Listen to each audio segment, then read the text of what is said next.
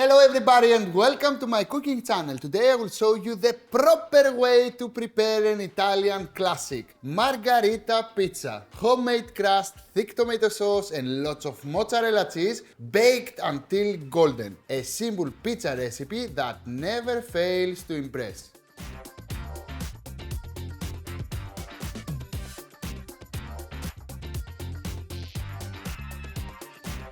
And let's begin to prepare the best Margherita pizza ever. First of all, I have to admit that we did a lot of tests to go with this dough. This dough is the perfect dough to prepare a Margherita pizza.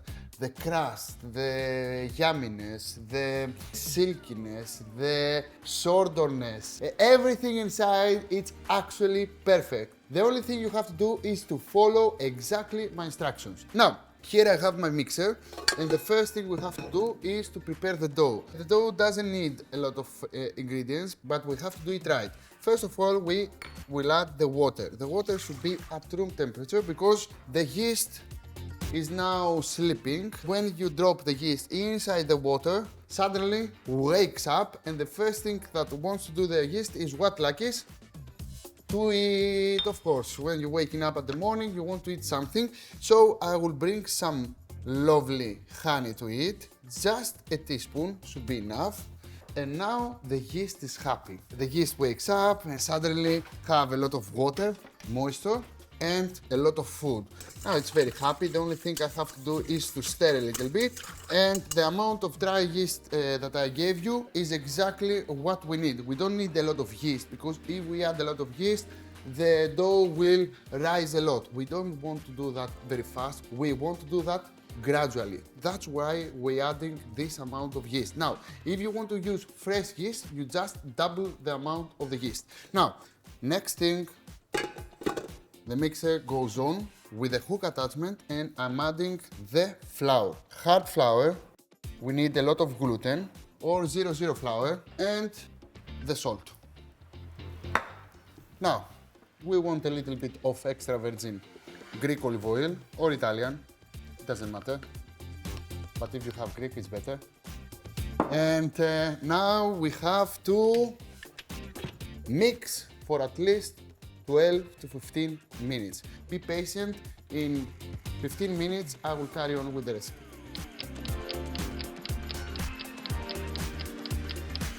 And the dough is ready. And probably you will think that it's not ready at this time, but don't worry, I will explain you.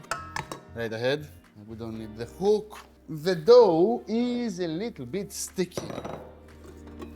It's supposed to be like that. If you want to have the perfect dough, it has to be sticky.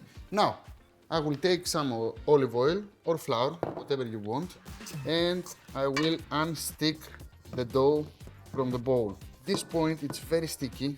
I cannot touch it without flour or oil, so I need that. Now we have the consistency that we want. It's very elastic with a lot of gluten, but it's not firm yet. The yeast didn't rise yet, so we want some time. We have two different stages that we have to follow. The first rise of the dough and the second rise of the dough. So at this point, we will cover with a plastic wrap and we will leave the dough at room temperature for about 2 hours, okay? Of course, this depends on the heat of the environment. If it's very cold, maybe it will need a little bit more, like an hour. We want to rise and become like that. I kept one here to show you, just a little bit, 1/3 of its size should be raised and become more like a dough. As you can see, now it's still sticky, but it's not so sticky. I can take out easily my dough from the bowl and I can carry on. So, the first stage, we have to let it rise for about 2 to 3 hours. It depends from the heat of the environment. Now, after 2 to 3 hours, the dough is ready and we need to separate the dough into 3 pieces and evenly. I need to cut my dough. And now again with flour or with some olive oil, we need to shape the dough, make it nice, easy cheesy. And with this amount of dough, you can make up to 3 margherita pizzas. Now I have a tray here. I will dust a little bit of flour. Yes. And I will put my doughs here. First one. And now, guys, is the second stage of rising, and we have two options. The first option is to let it rise at room temperature for about 2 to 3 hours. So 2 to 3 hours before and 2 to 3 hours now, in total 4 to 6 hours. But the best way is to let it rise at fridge. So if you have time, you have to prefer to make the second way and put the whole tray with a plastic wrap inside the fridge for 1 to 2 days, okay? You will have better results. But if you carry on at the same time, the pizza will be perfect, don't worry about it. In this case, I have already prepared the second stage at room temperature, not at fridge temperature, to show you how exactly it will look like after 2 to 3 hours. So, I will leave that here. So, now, my pizza dough is ready. I will take one piece here. And as you can see, it's still sticky, but can you see the differences? Can you see the air bubbles here?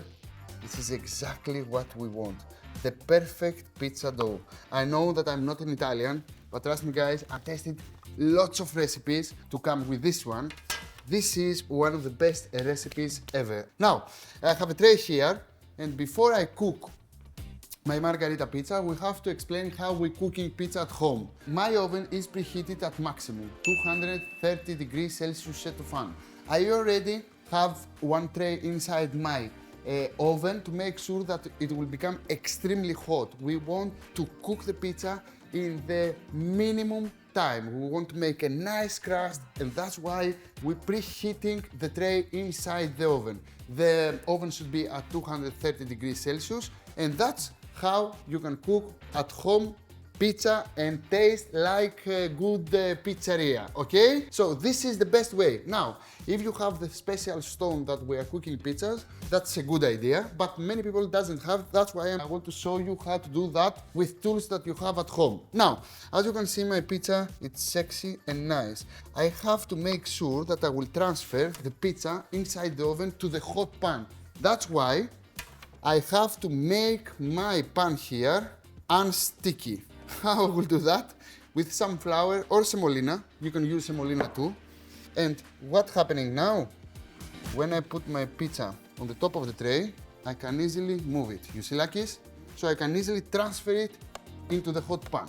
Now, take your hands and easily try to spread the dough. Do not break it, spread it, and just stretching the edges. You see that? The best Italian pizza should not have this round, perfect shape. It should be more rustic, like this one. I need a little bit more. And now I think that my dough is ready to receive the tomato sauce. Let's go to cook this bad boy. Lovely dough, I'm telling you. Italian people will hate me because I gave the secret recipe of pizza. Here I have some tomato sauce, and I will add inside my tomato sauce some Parmigiano.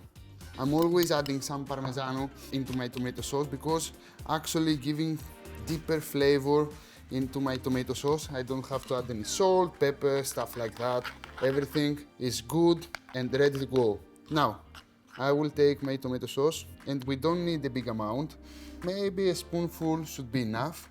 And with the back side of our spoon, we try to spread it all over the pizza. And always I'm trying to give more sauce to the edges, because always edges are poor of sauce and cheese. And I want to make sure that the whole pizza is evenly spreaded and loved, okay? Now, I have some cheese that I will put on the top of my margherita pizza. Not a lot, just a little bit. This is the amount of cheese actually that we need for a pizza.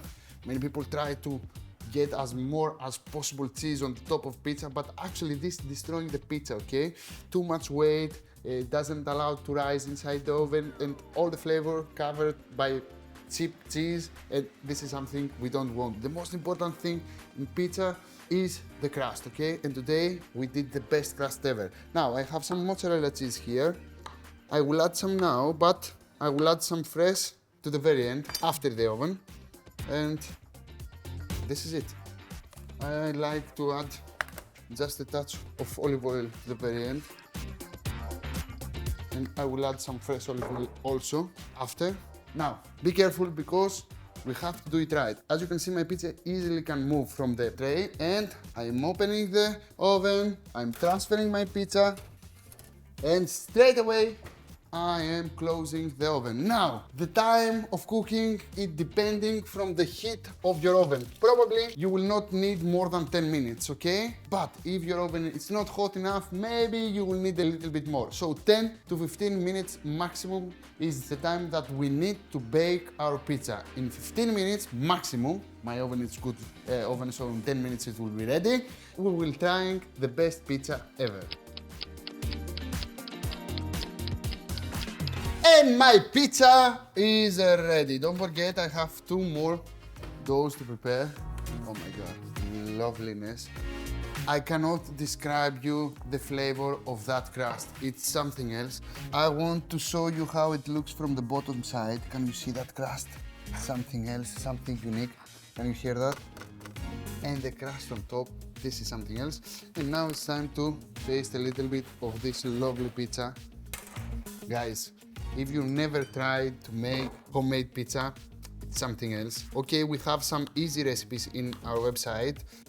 You can do with self-raising flour, without yeast and stuff like that. When you want to have something quick, fast, and you want a pizza, that is a good idea, but if you have time, this is something else. You have to try it. And of course, basil.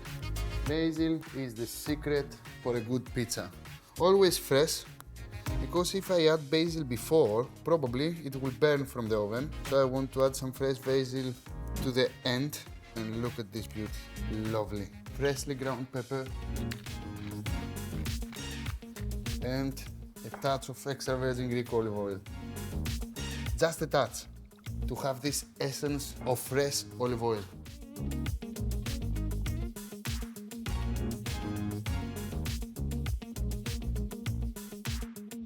And now it's time to slice it. Are you jealous? That, sorry guys, but you know, I am the presenter, so I have to try first. But if something is left over, then I can give you. Don't worry, I have more dough to prepare more pizzas. And look at that. Ah.